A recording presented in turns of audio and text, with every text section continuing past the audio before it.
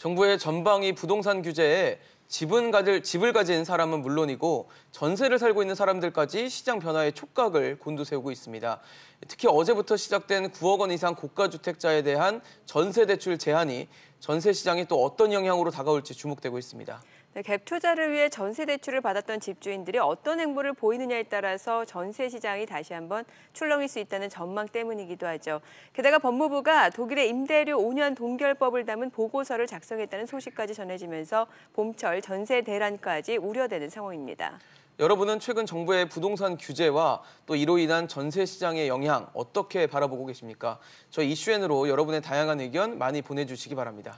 100원의 이용료가 있는 유료 문자 샵 3698번으로 보내주시면 두 분의 전문가와 함께 여러분의 의견도 함께 생각해보는 시간 마련해보도록 하겠습니다. 오늘 자리 함께해 주실 두 분 소개해드리겠습니다. 김인만 부동산연구소 김인만 소장, 대한부동산학회 서진영 회장입니다. 두 분 어서 오세요. 어서 오십시오. 안녕하세요.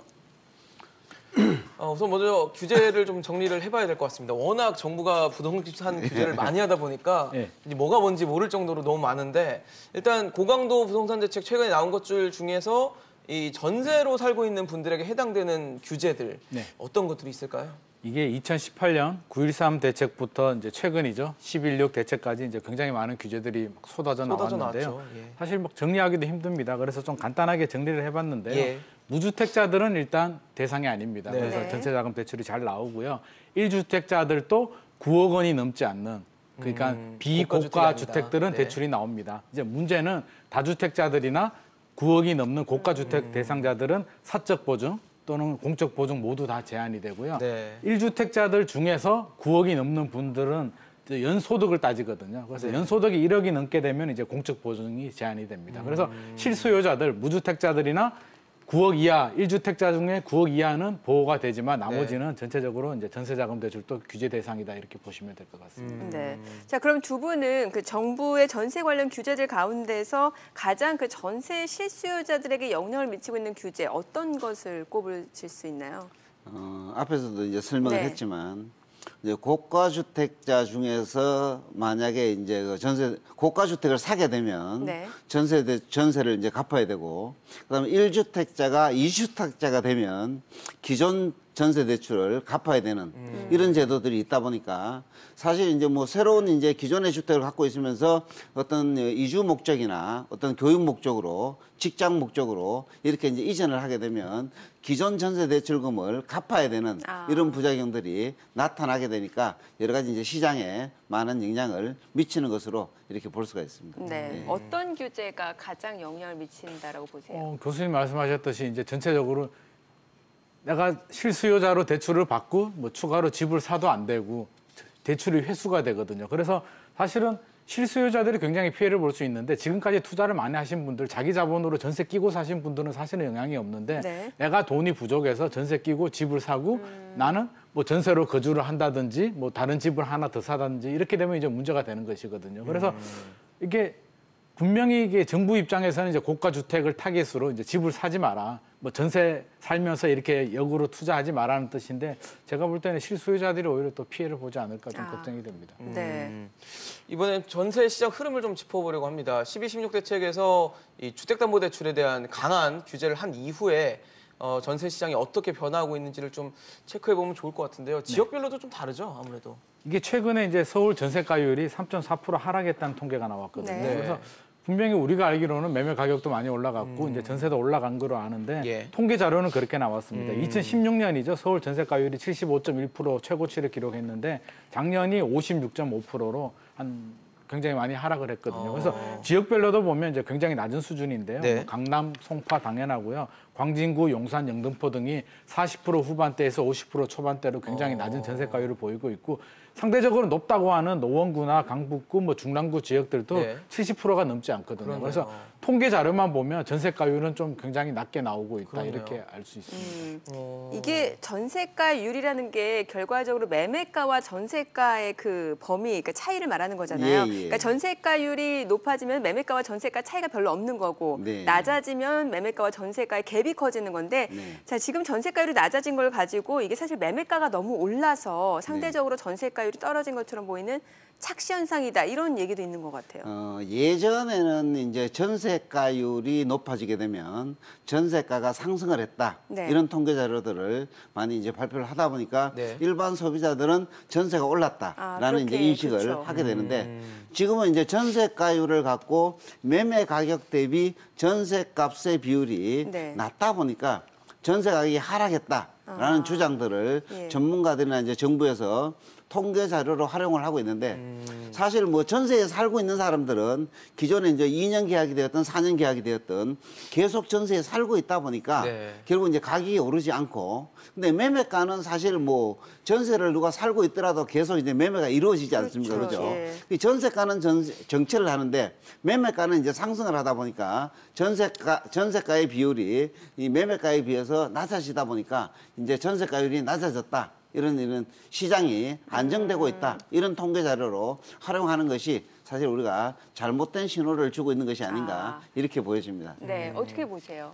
뭐 교수님 말씀에 전적으로 뭐 공감하는 부분이고요. 사실 전세 가율이 내려가려면 뭐 전세 가격이 내려갈 수도 있지만 매매 가격이 올라가도 되거든요. 근데 현실적으로 보면 우리가 실수요자들이 뒷받침이 되는 전세 가격이 내려가는 게 대규모 새 아파트 입주 물량이 나오는 곳 아니면 그것도 단기적인 현상이겠지만 현실적으로 굉장히 어렵거든요. 우리 헬리오시티만 보더라도 작년 초에 입주 물량이 나올 때 뭐 4억 5천 5억 하던 전용 면적 84제곱미터 전세 가격이 지금 11억이 넘었단 말이에요. 그래서 이거는 굉장히 착시 현상이고 현실적으로는 그냥 전세 가율만 본다면 전세가 안정되고 낮았다고 볼 수 있겠지만 현실은 그렇지 않다. 한 가지 예를 들면 강동구의 고덕 레미안 힐스테이트스 아파트를 보면 작년 1월 매매 가격이 9억 8천만 원이었고요. 전세가 5억 5천만 원이었거든요. 갭이 한 4억 3천만 원 정도 됐는데 12월 달에 매매 가격이 13억 5천만 원, 한 5억 정도 올랐고요. 전세 가격은 6억 1천만 원, 6천만 원 정도 올랐거든요. 그래서 이런 자료만 보더라도 실제로는 그렇지는 않은데 이제 전세 가율, 매매 가격이 많이 올라가다 보니까 착시 현상인데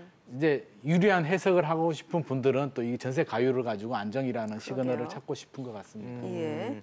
사실 뭐 전세 시장에 대한 뭐 불안 요소들이 몇 가지 발견되고 있다 보니까 정부가 어제부터 이제 전세 대출에 대한 제한을 시행을 했는데 지금 뭐 어느 정도 조건부로는 허용을 해주더라고요. 뭐 직장 이동 아까 말씀을 해주셨지만 뭐 직장을 옮기거나 아니면 자녀 교육 때문에 실수요를 이유로 해서 이제 뭐 보유주택이 있는 지역에서 벗어나서 전셋집에 거주를 해야 되는 고가 주택자들에게는 이 전세 대출을 해주겠다. 뭐 이런 식의 얘기더라고요. 근데 또 조건을 달았던 게 뭐 이쪽 집에도 살아야 되고 저쪽 집에도 살아야 되고 뭐 이런 식의 조건이 까다로워서 이게 뭐 이렇게 그렇게 실효성이 있을까라는 생각도 좀 듭니다. 예를 들어서 뭐 직장 이동이나 자녀 교육을 통해서 우리가 이제 그 이 주거를 이전하고자 할 때 그 고가주택 소유자, 그러니까 고가주택을 사실 9억으로 보는데 우리가 이제 서울의 어떤 그 아파트 평균 가격이 뭐 8억 얼마로 지금 통계 자료가 나오고 있지 않습니까? 뭐 9억에 가깝다고 그러더라고요. 이 9억을 고가주택으로 봐야 되는지 나름대로 이제 우리가 이제 국민들의 어떤 정서적 판단이 선행되어져야 되는데 거기에 대한 수준들을 좀 더 높여줘야 되지 않을까 이렇게 보고 그다음에 이제 고가주택을 갖고 있는 사람들은 뭐 어디에 뭐 이주를 하고 싶어도 사실 뭐 대출이 안 되기 때문에 이전을 없네요. 이제 제한받게 되는 문제점이 발생하게 되는데 결국 이제 고가주택을 갖고 있는 사람도 현금을 많이 갖고 있는 사람만 뭐 이주를 할 수 있는 대출이 안 되니까. 예, 그렇죠, 그렇죠. 이런 어떤 차별을 받는 것이 어떤 합리적인 정책인가에 대한 의문이 많이 드는 것이 사실 사실입니다. 네. 또 이게 역차별 논란이 있을 수 있는 부분이 지방에서 그 교육 때문에 올라오는 건 되고 서울시 내에서 뭐 양천구에서 강남구로 이동 이런 건 교육 때문이라고 하더라도 안 된다고 하더라고요. 네, 정부가 예외 규정을 두었는데요. 뭐 상속도 이제 예외로 두었고 자녀 교육이나 직장 이동에 대해서는 이제 실수요자들은 이제 예외를 뒀는데 또 예외가 뭐냐면 말씀하신 것처럼 서울에 고가주택이 있는 분들은 또 이게 교육 수요 때문이라도 안 되게 해놨거든요. 그래서 이게 사실 9억이라는 기준이 서울 기준에서 보면 그냥 중간 가격, 어떻게 보면 가격. 이게 말이 중간 가격이지 우리가 살만한 아파트들, 많은 사람들이 선호하는 아파트들은 다 9억 이상이거든요. 그런데 지방이나 이쪽에서 보면 또 9억이 굉장히 비싼 수준이란 말이에요. 그래서 보는 관점에 따라 다른데 정부는 또 이럴 때에는 또 전국 기준을 적용하는 것 같습니다. 그래서 상당히 서울 거주자 입장에서는 역차별이다. 이게 9억이 뭐가 고가냐, 뭐 이런 말이 당연히 나올 만하고요. 사실은 이게 모든 규제가 시장을 완벽하게 제어할 수는 없거든요. 그래서 정부가 너무 서울 위주로만 이렇게 규제하는 것이 아닌가.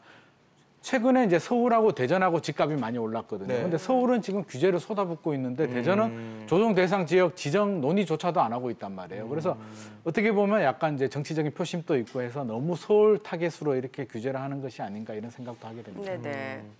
사실 뭐 지금 저희 전세 대출 또 전세 시장 관련해서 논의를 하고 있는데 시청자 여러분들도 많은 의견을 좀 보내주고 계십니다. 몇 가지 소개를 해드리도록 하겠습니다. 네. 뭐 3797님은 전세가 오르면 집값이 오른다라고 의견을 주셨고요. 네, 끝자리 1042님은 고액 전월세도 세금을 부여하며 집값이 하락되지 않을까요? 9700님 갭 투자가 불법인가요? 이럴 거면 차라리 갭 투자를 불법으로 정의를 하고 규제를 하는 게 맞지 않습니까? 라고 의견을 주셨습니다. 네, 자 그리고 6813님은 전세 끼고 집을 사는 사람들을 실수요자라고 말할 수는 없지요. 또 7848님 왜 세금 올리고 거래를 통제합니까? 그냥 사유재산 몰수하면 되지라고 좀 비판적인 문자를 주셨네요. 네. 자 그리고 끝자리 2747님은 부동산 가격이 안정되면 전세 제도는 사라질 것이다. 부동산 가격 안정이 선행돼야 된다는 네. 얘기 주셨고요. 2402님은 브로커가 걱정 서류 위조에서 꼼수로 갭 투자하는 것을 철저히 막아야 할 텐데요라고 말씀을 주셨습니다. 근데 뭐 이번에 그 일부 제한을 줬잖아요. 뭐 자녀 교육 때문에 이주할 수 있고 또 뭐 직장 때문에 옮기는 건 가능하다고 하면서 예외죠. 브로커에 대한 불안감도 좀 나오더라고요. 뭐 불법이 법보다 앞서간다고 하니까 그러니까 뭔가 브로커에- 편법이 있을 수 그쵸. 있다는 양산되는 거 아니냐, 뭐 서류 위조해주고 만들어주고 보내주고 할 수 있는 거 아니냐라는 얘기도 있어요. 우리가 이제 그 자녀 교육을 위해서 이전을 한다든가 주거 이전을 한다든가 또는 이제 직장 이전의 경우에도 우리가 이제 뭐 이전을 할 수가 있는데 우리가 이제 정상적인 직장인들은 사실 우리가 이제 뭐 이전을 직장에 이전한다는 것을 어떤 편법으로 꾸밀 수가 없습니다. 그렇죠. 네네. 그런데 이제 뭐 사업자 등록을 통해서 사업지를 이전할 경우에는 이게 이제 직장 이전에 해당이 되어서 사실 규제에서 피할 수 있다 보니까 네. 정상적인 사람들은 주거 이전을 할 수가 없고 오히려. 편법을 쓰는 사람들은 우리가 이제 전세 대출이나 네. 이런 것들을 통해서 주거 이전을 할 수 있는 우리가 이제 편법을 조장하는 하나의 형태로 많이 발전하는 것 같아요. 그러다 보니까 이제 이런 것들을 우리가 이제 어떤 규제를 하다 보게 되면 사실 그 정상적으로 법을 준수하면서 사는 소비자들은 사실 주거 이전이 불가능하고 편법을 쓰는 사람들이 주거 이전이 가능한 이런 어떤 현상들이 나타나는 것 같습니다. 네. 자, 이런 가운데 이제 정부가 독일 베를린시가 도입한 임대료 5년 동결법을 이제 우리 전월세 시장에 도입하는 방안을 검토 중이다. 이런 소식이 들렸는데 뭐 이게 아직까지 공식화된 건 아니잖아요. 이게 공식화되지는 않았는데 이제 상당히 좀 진척이 된 것 같습니다. 예. 뭐 법무관 등 사무관들이 독일에 파견해서 이제 뭐 조사를 하고 있고요. 네. 그래서 뭐 박원순 시장님도 그렇고 정부에서도 그렇고 계속 시그널을 주고 있어서 이게 사실 그 대통령 뭐 신년 회견이라든지 강력한 시그널을 줬잖아요. 뭐 그랬었죠. 뭐 원상 회복을 시키겠다, 네. 전쟁이다 뭐 이런 표현을 했고 그 이제 후속 작업으로 이런 게 논의가 되고 있는데 최근에 전세 가격이 올라가니까 또 4월이 총선이잖아요. 그래서 그렇죠. 여러 가지 이유 때문에 굉장히 좀 긍정적으로 검토를 하고 있는 것 같습니다. 그래서 뭐 안 된다고 할 수는 없을 것 같고요. 지금 여러 가지가 검토 중인데 그 2년 동안 그 2년 계약을 무기한 연장하는 방법 또는 투기 과열 지구에 대해서만 좀 임대차 보호법을 개정해서 이래 적용하는 방법 등 다양한 방법들이 거론되고 있는 것 같습니다. 사실 뭐 그냥 법무부가 이거를 검토하고 있다라고 좀 치부하기가 좀 그런 게 지금 뭐 박원순 서울시장도 자신에게 부동산 관련 권한 주면은 네. 전세 최소 거주 기간을 5년으로 동결하고 임대료도 똑같이 가도록 네. 하겠다라고 얘기를 이미 했기 때문에 이게 혹시 현실화되는 거 아니야라는 가능성이 더 커지는 것 같거든요. 그러게요. 이 박원순 시장은 이제 매스컴을 통해서 뭐 부동산 공유제, 뭐 공공개념 비슷하게. 네. 그다음에 이제 지금 이제 뭐 종부세도 지금 뭐 3배가 가장 적당하다. 그다음에 이제 뭐 서울의 부동산 공급은 지금도 충분하다. 네. 이런 것들을 통해서 우리가 이제 토지 공개념 측면의 정책들을 많이 이제 얘기를 하고 있는데요. 그러니까요. 사실 뭐 우리가 이제 독일 같은 경우에는 연방제 국가입니다. 그러다 보니까 이제 국가나 지방자치단체가 이제 각각의 정책들을 펴서 그 지역에 맞게 정책들을 펴는데 사실 뭐 우리나라 같은 경우에는 이게 이 대통령제이기 때문에 그렇죠. 정부에서 정책을 펴게 되면 각 지방자치단체는 그 정책을 따라서 시행을 해야 되는데 그렇죠. 우리가 이제 뭐 서울시장 같은 경우에는 자기 어떤 권한 범위들을 뛰어넘어서 이런 주장을 하다 보니까 사실 우리가 이제 국민들이 되었던 서울에 있는 서울 시민이 되었던 이 혼란들을 많이 겪고 있는 것이 아닌가 이렇게 보여지고 네. 그다음에 이제 이런 것들로 인해서 이제 이제 이 박원순 시장은 나름대로 우리가 이제 부동산 정책을 자기가 이제 하게 되면 지역 시장을 안정시킬 수 있다라는 시그널을 줌으로 인해서 어떤 이 대권 행보의 어떤 위치들을 나름대로 이제 주장하고 있는 것이 아닌가 이렇게 저는 생각을 합니다. 네, 권한을 갖는다는 거 뭐 국토부 장관을 해야 되는 게 아닌가 싶은데요. 예, 예. 네, 자 그러면은 빠르면 올 상반기 아니면 연내 전세 5년 동결법을 시행할 수도 있다고 보세요? 어떻게 보세요? 이게 이제 총선을 앞두고 이제 저울질을 할 것 같습니다. 이게 사실 양날의 칼이거든요. 네. 지지층을 본다면 사실 서민들이 굉장히 많고요. 무주택자들이 더 많잖아요. 그래서 분명히 표가 될 것 같은데 표가 된다라고 판단하면 이제 그렇게 할 것이고요. 또 약간 좀 부담스러운 게 잘못하면 이제 겨우 시장이 조금 안정을 좀 찾으려고 하는데 이게 집주인들도 가만히 있지 않을 거란 말이에요. 네. 그러면 뭔가 손해보지 않으려면 이제 세입자들한테 전가를 하면서 일시적으로 이게 뭐 가격이 오른다든지 또다시 불안정해질 수도 있고 또 자칫 잘못하면 너무 지나친 거 아니냐. 반시장주의, 반자본주의라는 비판의 그런 또 이게 반대에 부딪힐 수도 있기 때문에 일단은 좀 지켜볼 것 같습니다. 그래서 여론의 흐름을 좀 지켜보면서 이게 나한테 유리하냐 안 유리하냐를 좀 판단하면서 결정을 할 것 같습니다. 지금 이제 정부에서도 그 주택거래 허가제를 통해서 이제 에드벌룬을 한번 딱 띄워보잖아요. 그러니까요. 어떤 정책들을 이제 시장에서 펼칠 때. 그러니까 이제 정부에서도 이제 우리가 이제 5년 가격 동결제 같은 경우에도 이게 이제 법무부가 되었던 서울시가 되었던 정부가 되었던 일단 국민들에게 시그널을 한번 딱 줘보고 국민들의 반응이 이제 어떻게 나오는지를 우리가 판단하고 이게 이제 정책을 시행할 것인지 시행하지 않을 것인지 판단하지 않을까 저는 이렇게 예측을 합니다. 예. 네. 사실 정부가 뭐 매매도 지금 틀어지고 전세도 틀어지면서 이제 시장은 뭐 반전세라든지 월세로 돌리는 비중이 커질 것이다. 그러면서 전체적으로 가격도 좀 상승하지 않을까라는 우려의 시선도 나옵니다. 어떻게 보십니까? 이게 사실 왜곡이 왜곡을 낳는데 이게 모든 규제가 모든 시장을 다 통제하고 해결할 수는 없는 것이거든요. 그렇죠. 그래서 어느 정도 물은 흘러가게 해주면서 또 적당한 규제가 필요한데 최근에 보면 너무 이게 좀 조급증을 내는 것 같습니다. 모든 규제로 그냥 모든 걸 다 해결하려고 하는데 아까 전세 이전 수요만 하더라도 편법이 또 나올 수밖에 없거든요. 지방을 허용해주면 또 지방으로 갔다가 다시 온다든지 여러 가지 편법이 생기는데 시장의 수요는 분명히 존재한단 말이에요. 욕망도 존재하고 욕구도 존재하는데 그걸 무조건 이렇게 누르는 게 나중에 이제 어떤 부작용이 생길지 굉장히 우려되는 부분이고 전세 부분만 하더라도 이게 사실 5년 동결하면 굉장히 크잖아요. 그렇죠. 그래서 집주인들이 어떻게 반응할까 저는 굉장히 좀 약간 걱정되는 부분도 있는데 우리가 옛날에 89년도에 이제 임대차 보호법이 개정되면서 1년에서 2년으로 될 때에도 사실 여러 가지 논란이 있었거든요. 그래서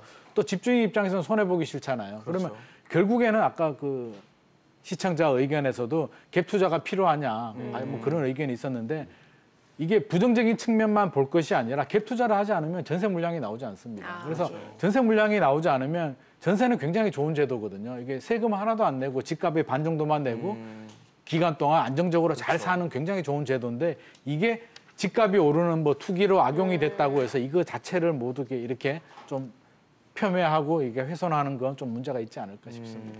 네. 알겠습니다. 오늘 저희 이슈진단 김인만 소장 또 서진영 회장과 함께 전세 시장에 대해서 점검해봤습니다. 두 분 말씀 감사합니다. 잘 들었습니다. 감사합니다. 예.